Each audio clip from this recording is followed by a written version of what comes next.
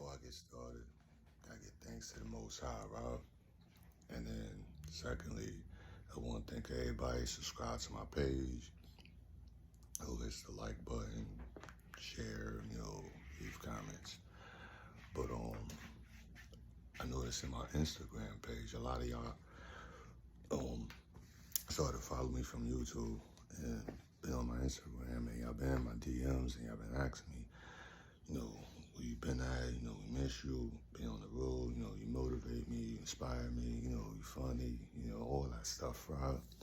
And been wondering what's been going on or whatever. But I probably gotta take it back from the essence or whatever. So this might be a little bit long or whatever, but so you get a clear understanding of what's going on with me in my life without going into too much details and without name dropping or whatever. But long story long, right? Let's get this started.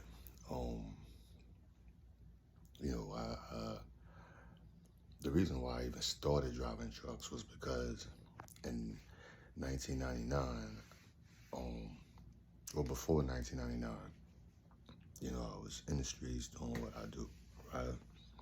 And I had my first son in 1999. So I remember my mother, my child, had told me, when she found out she was pregnant, she don't have this child by herself. So I stopped selling drugs, all that stuff, right? Started working for a moving company. I never thought I would do that. Not because I thought I was better than it. I just, never thought of a career move like that. Always, even when I sold drugs, it was always like my own boss and had workers or whatever. So fast forward, right? I fell in love with trucks. I always did like to travel, and I did travel as a youth myself. But like I said, I fell in love with driving trucks and the whole moving industry, period, or the trucking industry. What wound up happening is, after moving people for so long, over 10 years, and I wound up getting my CDL license and even drove tractor trailers, moving people from East to West Coast, all over. I got kind of tired of that. You get older, your body, time wears down. So fast forward, right? I realized that I still had that street or gangster mentality, like I'm invincible. So mind you, I've had plenty of times in and out the system, and my driving record was really bad. And I've always just brushed it off like whatever, as long as I don't have life in prison or the death penalty, I should say.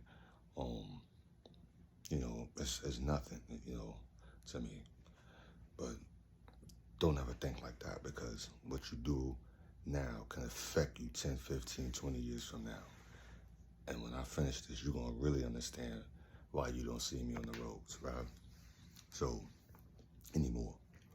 But what wound up happening, like I said, I had my son, and I left the street life alone and started driving trucks.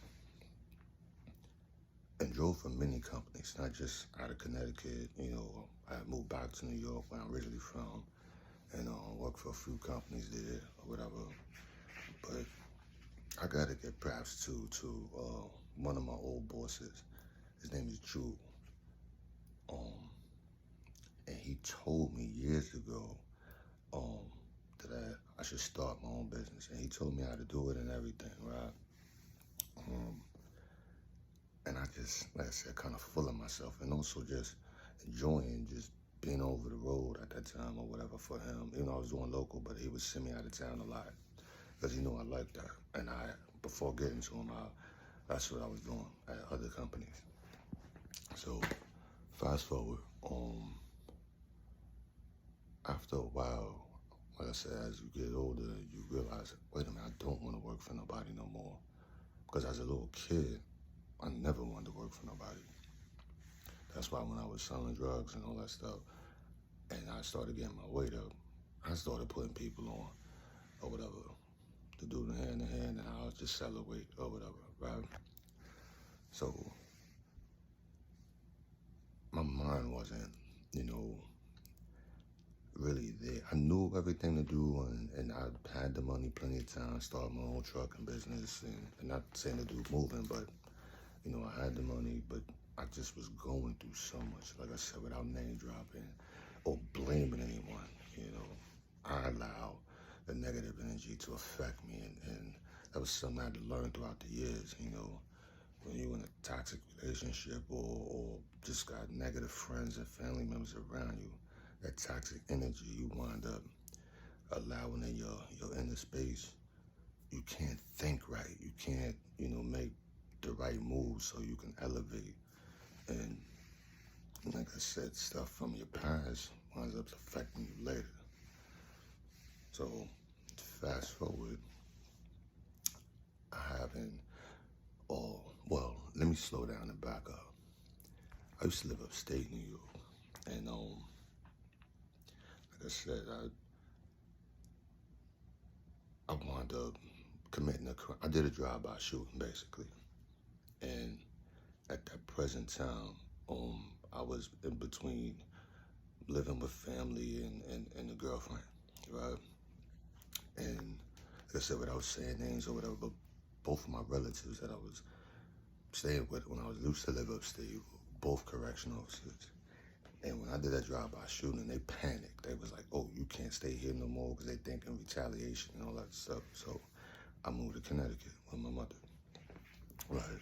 And from there, like I said, I had, you know, wound up getting with my kid's mother and got into the moving industry, driving trucks.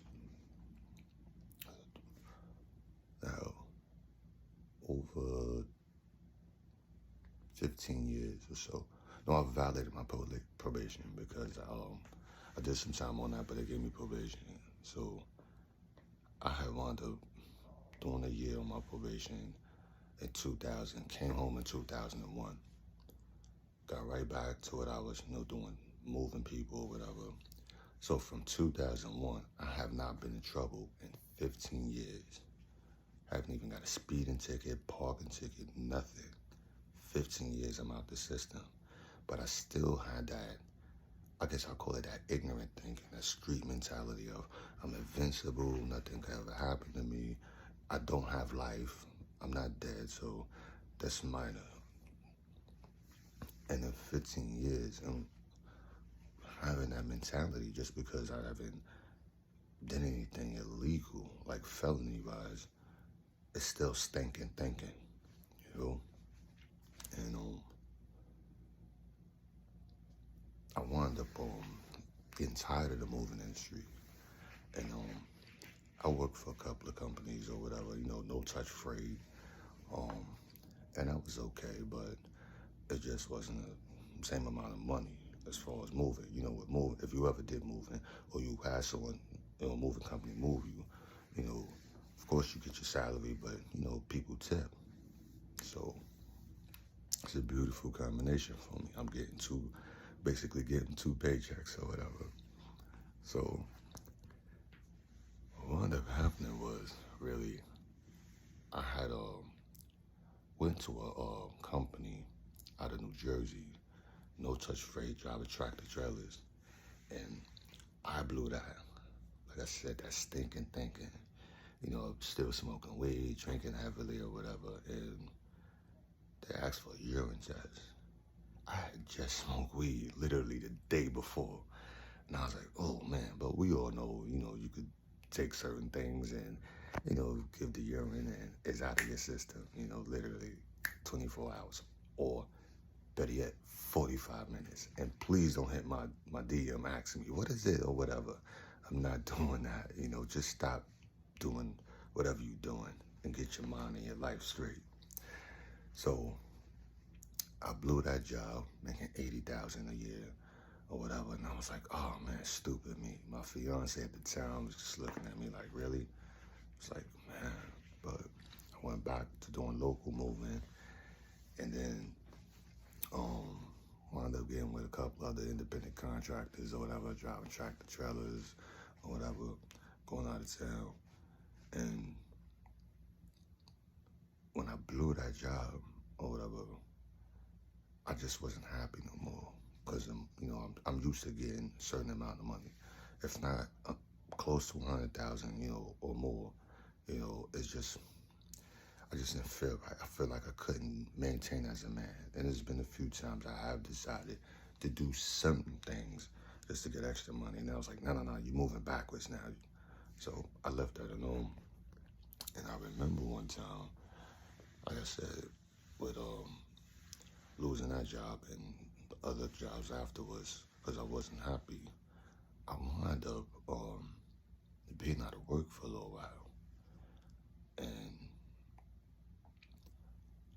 what wound up happening is I had got into a car accident with my aunt, my auntie. And I wasn't driving, I was in the passenger seat. It was a 4-car collision. So my spine was messed up. I had to get surgery on my spine or whatever. And I still need to get another titanium rod fused in my spine. I haven't done it yet. But with being out of work, with going through the surgery and everything for like a year, a little over a year, because it wasn't, a little over a year. Like it was like a year and a few months. I sued, and I got the money, and I won't say how much it was, but you gotta remember, right? I used to sell drugs, made a lot of money, so I already knew, you know what I'm saying? It's not the person that's quote unquote rich that changed. It's the people around him or her that start to change. So I've been knew that. And after losing money, I seen friends, family members change. And I was kind of like losing my, I was losing myself. And I wound up, was running away from the problem, basically, instead of just dealing with it or certain individuals. I wound up started drinking really heavy again. And then at the time, like I said, with having the spine surgery, they give me Oxycontin or whatever. So I had got into an accident. I brought my son the car. I'm going too fast. Let me slow down. I brought my oldest son the car, and I totaled it. I brought him an Acura. It wasn't a brand new Acura. It was a used Acura, And I totaled the car. And when I totaled the car, my nephew was in the car with me, and I haven't seen him in some years. He was in and out the system as well too, so he was out partying with my daughter and her friend at the time and my nephew, and we went from one club to another, and heavy drinking, a lot of weed and whatever, and just being exhausted from just constantly running or whatever. I got in an accident with my nephew, and his legs was hurting, my legs was hurting or whatever, and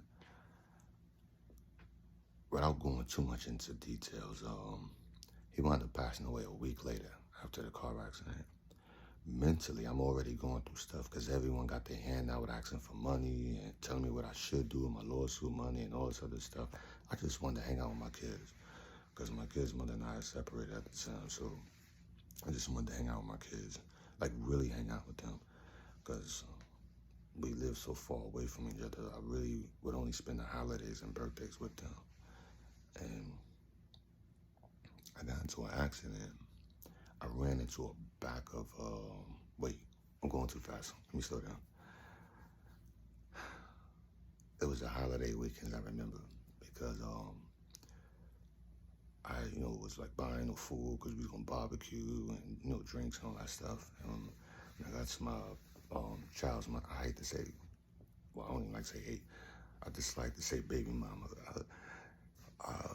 But my baby mama's house, all the alcohol was gone, even though I was gonna buy some more tomorrow or whatever. And it's like one bottle of Heineken left. I drank that. I went to the store, got some more, because like I said, I was gonna, in the morning, go continue going to grocery shopping and all that stuff and get the rest of the stuff for the holiday weekend. On the way back to our house, I'm coming down a hill, really steep hill, and after midnight or so, the lights would stop. They just start blinking red, yellow, red, yellow, red, yellow. I see this Honda CRV and two other cars in front of him not moving, but I'm still coasting down this hill really fast. I had one beer. I took one oxy because my spine was hurting or whatever, and so I wasn't drunk. I may have been a little wavy off the pills. I do realize that it does make you feel, quote unquote nice, right? The two cars, by the time I got close towards the bottom of the hill, the two cars in front of the Honda CRV had finally moved. Then the driver of the Honda CRV, I can see him as I'm getting closer, moving, but he's looking at his mirror at what I'm doing, and he stopped, and I hit him. It wasn't serious. I literally bumped him. Like I said, the car I was driving at that time was the car I bought for my son, because I wound up buying him another car after I totaled the Acura. I bought him a Nissan Maxima. So when I hit the individual, he didn't get out his car. So I sat there for a second, and I said, well, it's no damage or whatever. So I pulled up next to him. And when I did that, he opens his door, and he lifts his shirt up, but he let me know he's a detective. And you got to remember, this happened in 2016. Every month, somewhere in the United States, you kept seeing officers killing black and brown people, and even women at that time. Like I said, I still have that stinking thinking, that street mentality, that no one could kill me, and I'll get you before you get me or whatever, So he also had his phone in his hand, and he was recording me. So when I get out the car, I'm walking towards him, telling him, excuse me, I'm going too fast. I went to back up the car behind him because it was a two-way street. And, so when I went to do that, he's telling me, he lifted his shirt up and was like, I'm a cop, I'm a detective, don't move the car. I said, I'm not running nowhere, and because like I said, I had that ignorant, stinking thinking mentality. I'm talking crazy to this Caucasian detective. I get up the car and I'm walking up on him. Mind you, I could see the badge, I could see the gun. He got his hand right on the grip, but he got his phone out recording me, and he's telling me, stop, don't move. And I'm walking up on him. I'm saying, get your hand away from your own gun. I don't care about him recording me, but I'm telling him, move his hand away from his gun, because in my mind, you're not gonna kill me. If I got close enough, I was gonna wrestle him to the ground, and in my mind, that's like I said, that stinking thinking. I was gonna try to wrestle him to the ground and get the gun from him. I figured I guess I'll talk to him and let him know, I wasn't running nowhere, but none of that happened. As I'm walking towards him, he started to really grip up, and I was like, whoa.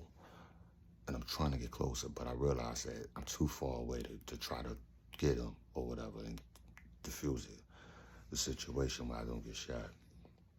And so I stopped walking towards him, but then that stinking thinking was coming out. So I'm talking shit to him, and I'm telling him, I got plenty of money, the car's paid for. There's no payments, I got insurance on it, for the whole year, I'm talking crazy. And he calls the police. And when they get there, I get pissed off because the captain came and he walks right past me. I understand I didn't call him.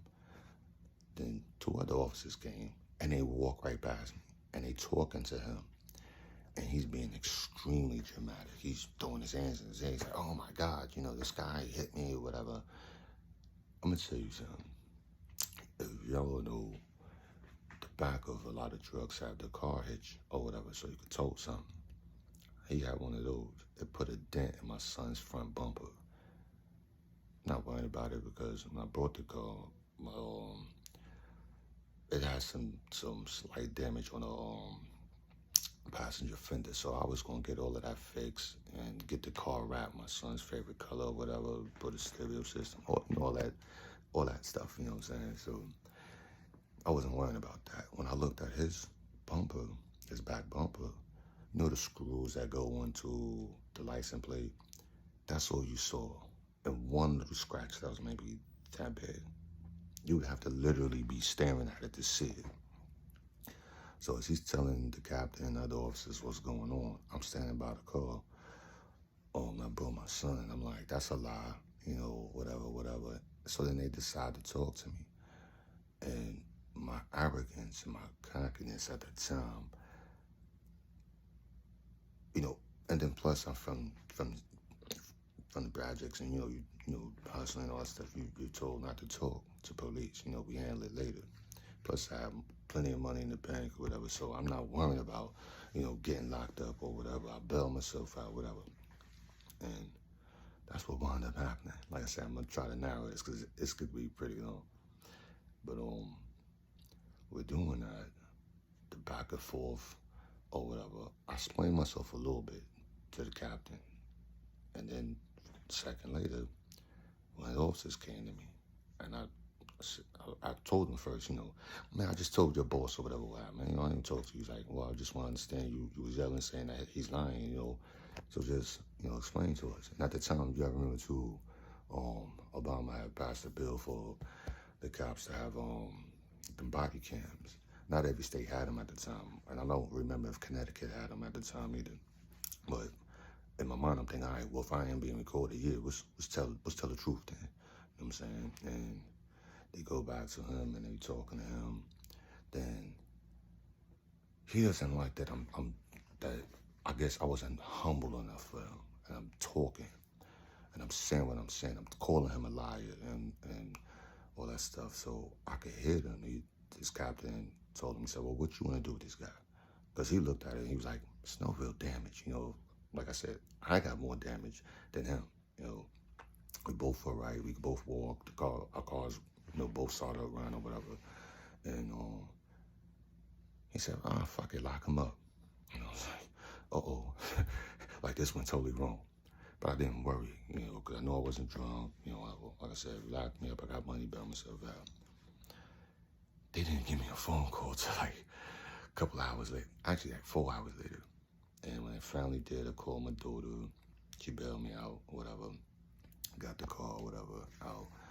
And that's been haunting me for these past several years. But so with dealing with that, I also wound up getting in more trouble and some felony trouble, I should say, or whatever. And I wound up copping out to threatening to kill someone.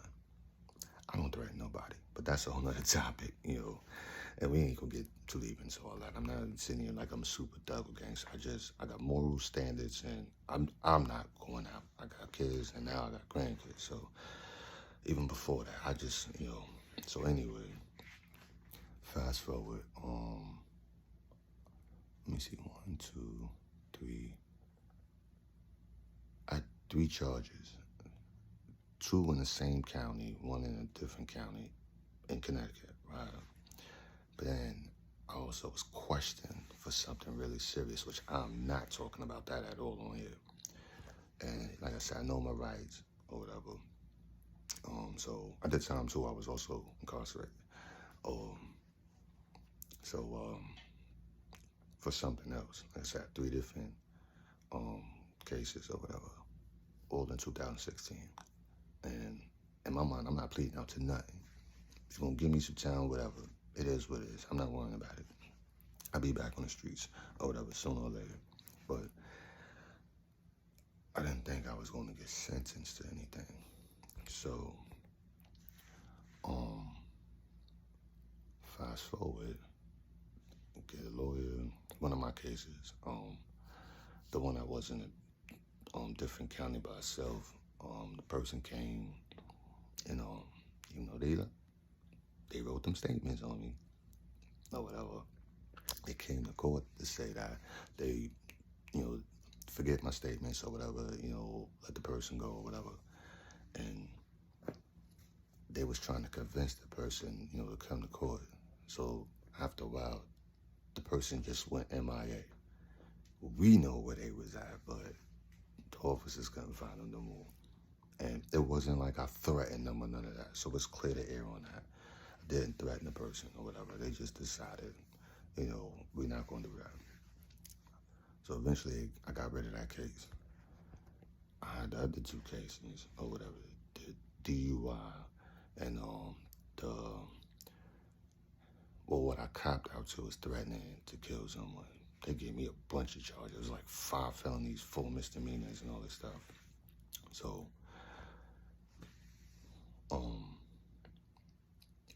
as you can see, I'm at my mama's house, and not to go too deep in that, but my mom suffered with lung cancer and just cancer, period. So, she used to see me, like, what she did find out when I was locked up or whatever. Because I don't remember no one's telephone number. These cell phones, you just put the phone number, the name, I just press the name, boom. So I don't remember no one's phone number. So like I said, long story long, my mom found out I was locked up. She was coming to see me every week. That's what mamas do, And my mother didn't see me in 4 months. I wasn't worrying about, putting money on my bucks. I'm calling the house, nothing, no letters, nothing. I'm like, damn, what's going on? Knowing my mother suffered with lung cancer and her lungs collapsed several times or whatever, and she has sarcoids. I don't know what that is. Look it up. It's the same thing Bernie Mac, the comedian / actor, died from. And when you get that, you only live 1 year. My mother been having that, I think, probably, if not 10 years now, probably close to 10 years. So that on top of lung cancer, her body's real fragile or whatever. But she's a strong queen, strong black queen. Still is. Like I said, when she came to see me after 4 months of not seeing me, the week before she came and saw me when she got out of the hospital, they called me to go to court. I wasn't even scheduled to go to court. And because I was going to trial on these other 2 cases, the DUI and the threatening to kill someone. That's what I copped out to. They gave me a plea deal. And I wasn't thinking straight. I'm stressing. This is where all these grades come up. So I didn't have all these grades, thinking my mom was dead and everybody's scared to tell me or whatever. Because it wasn't my first rodeo. I've been in and out the system for a minute. But,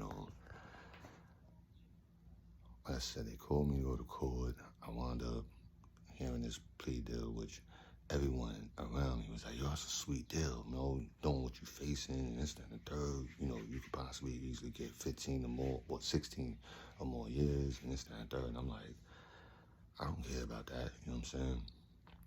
My kids will be good or whatever, financially, but I said, that's thinking too.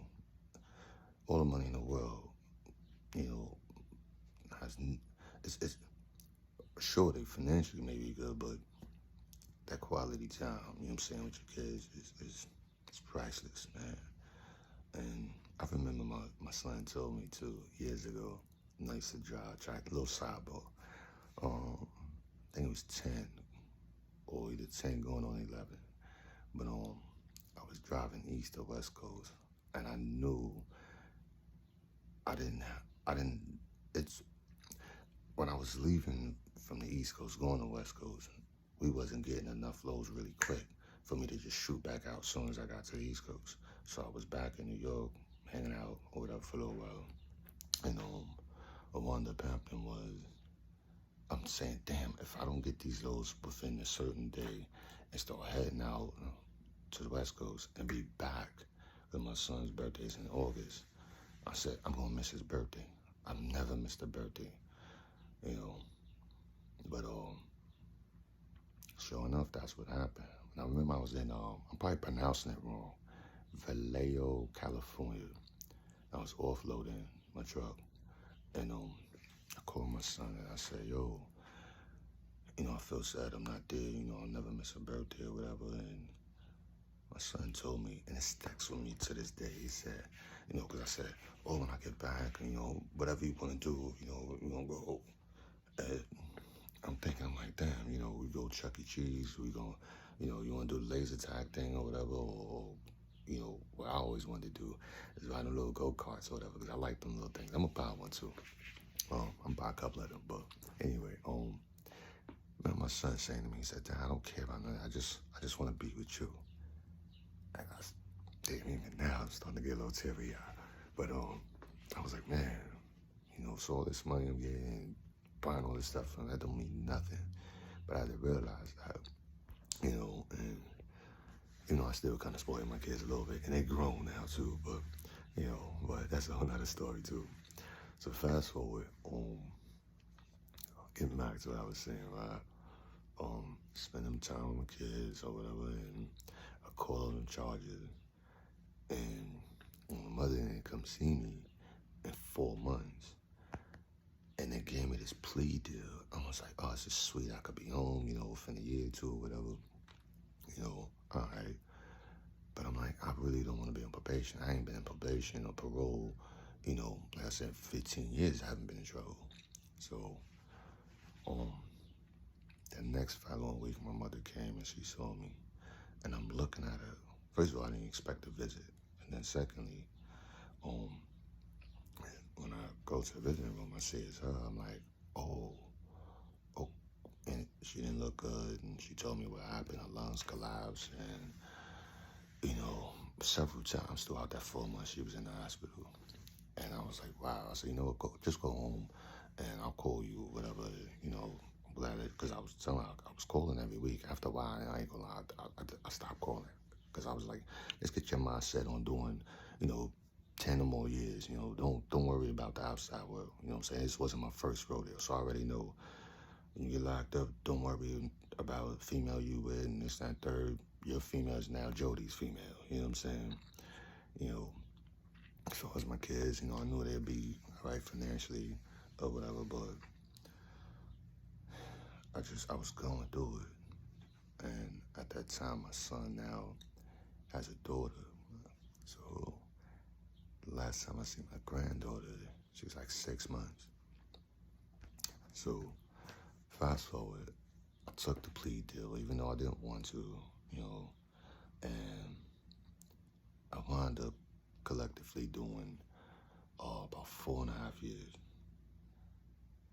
So when I come home, I didn't have that much probation to do because the sentence was 5.5 or whatever. And I got a few write-ups or whatever, because that stinking thing. I'm in prison mode. You know what I'm saying? I'm not gonna let no one talk to me crazy.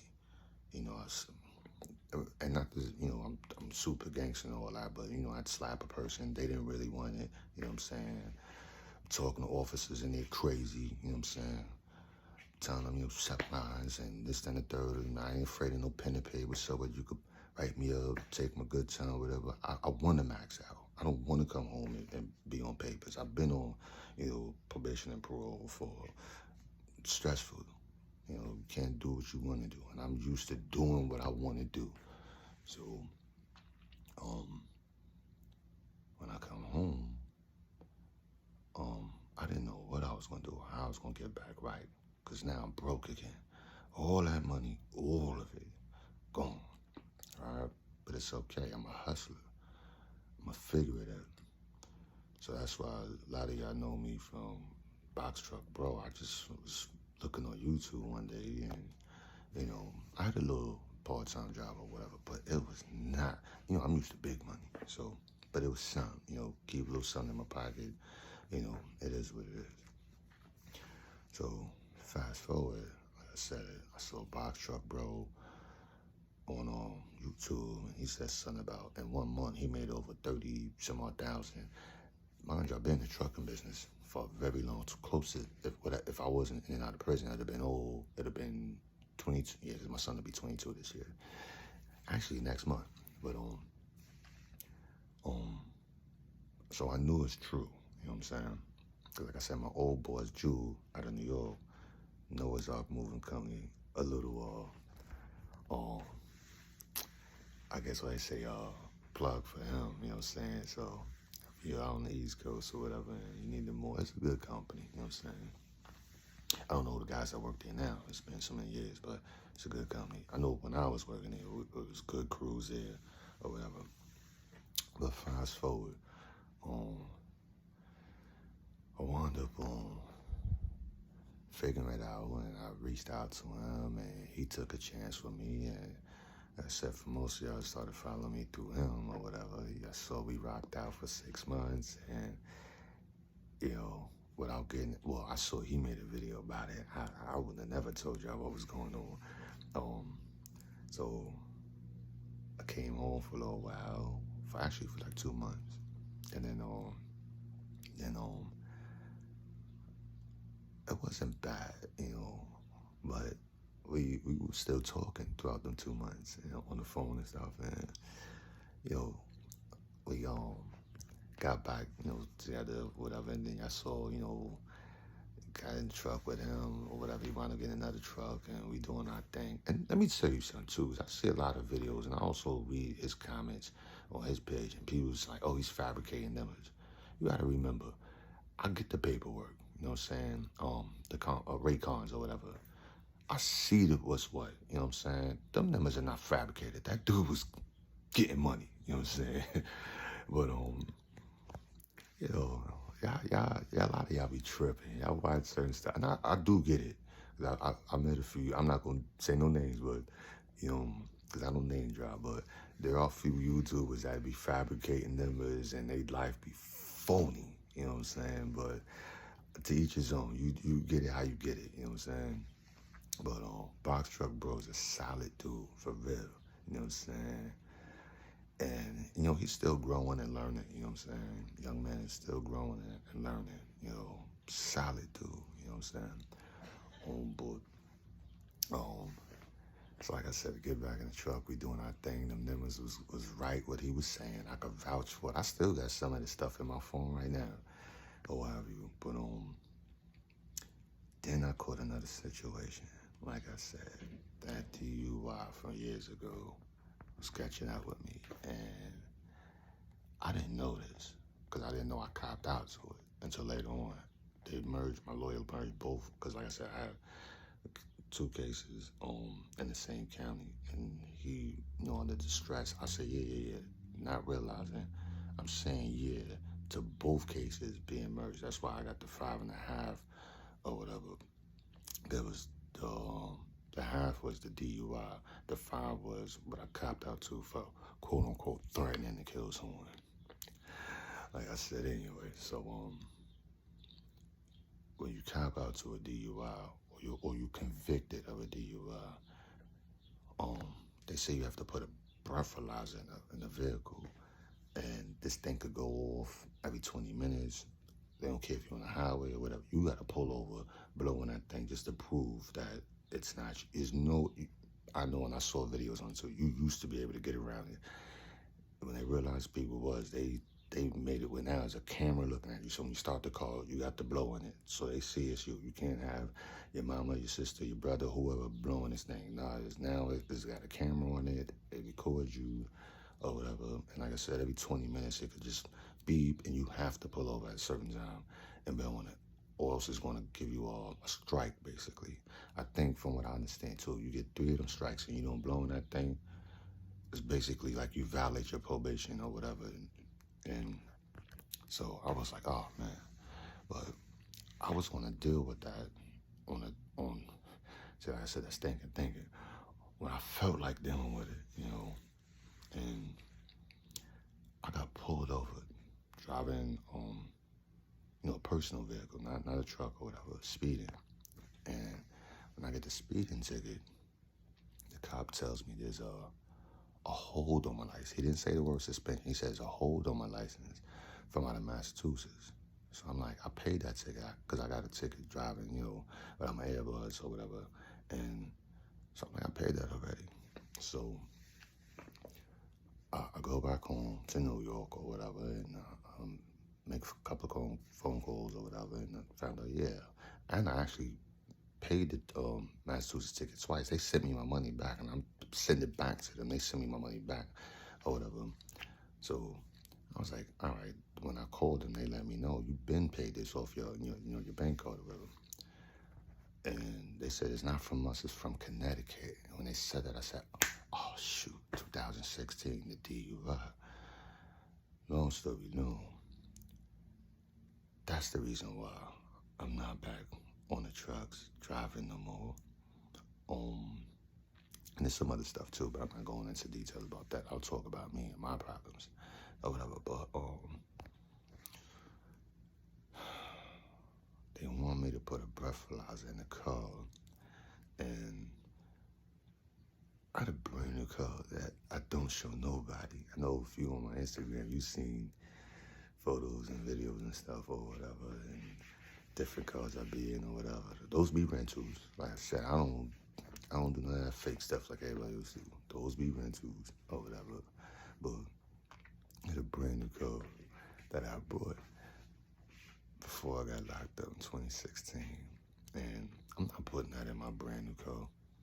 And I know some of y'all say, oh, we'll get your life back right and this and that third or whatever. And I'm like, the goal that Box Truck Bro and I was doing, and if y'all really listen to what he was saying, he wanted to help convicted felons get their own business. And like I said, with me coming home from doing time, all I needed was a few dollars, and because I didn't even have established credit. Everything I've ever done was straight cash. You know what I'm saying? I cash out everything. No credit cards, none of that, you know. So, and to me, it's good discipline. You work, you save your money, you stack it. When you want to do something, you got it, stash away. You go ball out and have fun. I don't believe in credit cards and paying interest rates. I'm not giving someone extra money for something that, no, I'm not doing that. I'll just work hard and save my money. You know what I'm saying? To each his own. If you do it that way, whatever. But I wound up saying to myself, I need to find a used car, But looking for used cars, all the ones I've seen, when you purchase them, you're gonna have to put in another probably $5,000. Let's say you get it for $5,000, you got to wind up putting another $5,000 into it just for it to run, and like I said, that's $10,000. I might as well go put, that's like putting it, in my opinion, you know what I'm saying, buying damn near a new car or so I was like, I'm not doing all of that. And I sit here and I say to myself sometimes, should I fold? You know what I'm saying? I'm not the type to fold or whatever for anybody or anything, but I do look at life and say, you gotta figure it out. But blessings come to you when you wait and you be patient, and little stuff that's been happening lately, as you, like I said, you see him at my mama's house. I need to fix his bed too, but her lung problems is acting up again. So, she's in another room or whatever, but and she sleeps. So that's why I'm kind of like whispering or whatever, because I don't want to wake up. But yeah, I gotta be with my mama, man. All my legal problems, I deal with that when I need to deal with that or whatever. Family first over anything. That's right, double R for life, baby. But that's what's been going on. So for all of y'all that's been wondering, like I said, I look at my DM, it's crazy. People be asking me, where you at, what you doing? You inspire me, you motivate me. You're a real hustler. You would stay on that truck for 6 months straight and this, that, and third, and several more months later afterwards or whatever, and never going home. I know some people was like, well, damn, where you live at? You know what I'm saying? You got a house or a home or whatever, you know what I'm saying? I still never even showed, But anyway, so I usually just show where I grew up at or whatever. But other than that, that's what's been going on with me. And, we're going to figure it out. But with God's will, the next time you see me driving a truck, it's because of choice. And it won't be a box truck. It'll probably be a custom tractor trailer. So, yeah, stay tuned. Double Law for life, baby. Oh, and run them numbers up on my other videos. Because I'm going to start posting little stuff here and there and showing y'all some things or whatever. I'm still just trying to figure out a few things or whatever. But, you know, like, comment, subscribe, and watch the old videos. And just stay tuned. Some real big things is going to happen soon. Peace.